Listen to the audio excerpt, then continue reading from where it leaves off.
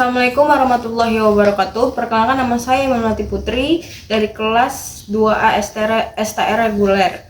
Di sini saya akan membacakan jurnal ilmiah keperawatan yang berjudul Proses Adaptasi dan Mekanisme Coping Pasien Kanker Paru menurut Teori Kalistaroy.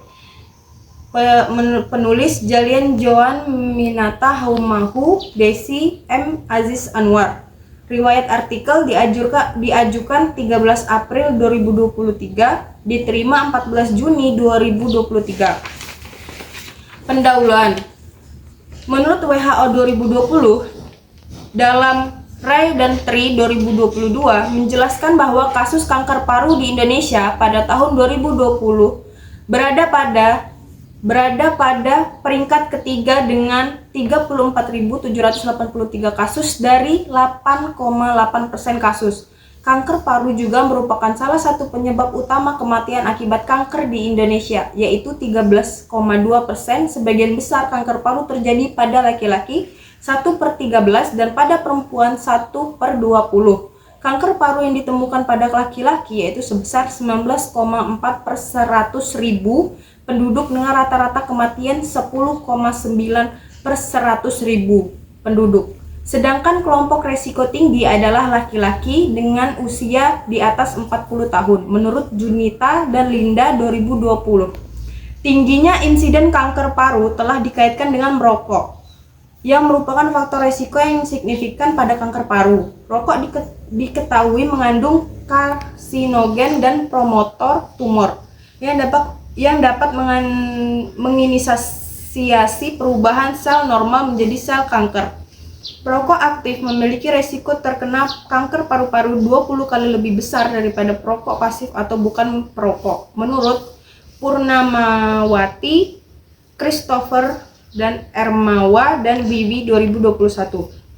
Data dari World Health Organization (WHO) pada tahun 2016 menunjukkan 80% perokok berusia 15 tahun ke atas tinggal di negara berpenghasilan rendah dan menengah karena rokok sendiri memiliki peranan dalam tingkat kemiskinan masyarakat, yaitu memiliki tingginya konsumsi yang tinggi, bahkan merupakan kebutuhan pokok kedua setelah nasi, dan 2/3 kematian pada kanker paru-paru berhubungan dengan kebiasaan rokok, menurut Purnawati, Christopher, Erma, dan Wiwi 2021.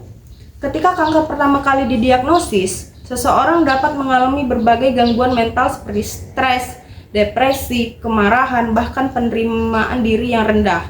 Hal tersebut akan menimbulkan mekanisme coping yang maladaptif pada pasien. Ketika stres dan kecemasan terjadi pada pasien itu sendiri, pasien dapat mengembangkan strategi coping untuk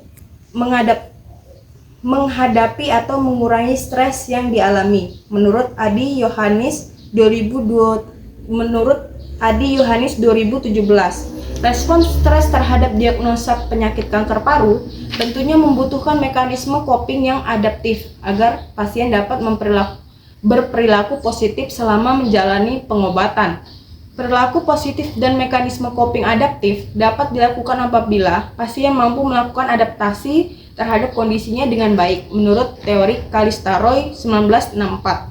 Dalam model adaptasi yang dikembangkannya, individu memiliki proses internal untuk melakukan adaptasi dengan subsistem regulator, yaitu gambaran respon yang kaitannya dengan perubahan fungsi tubuh seperti adanya denyut jantung yang cepat, berkeringat, dan cemas. Sedangkan subsistem kognator adalah gambaran respon yang kaitannya dengan perubahan pola pikir dan emosi.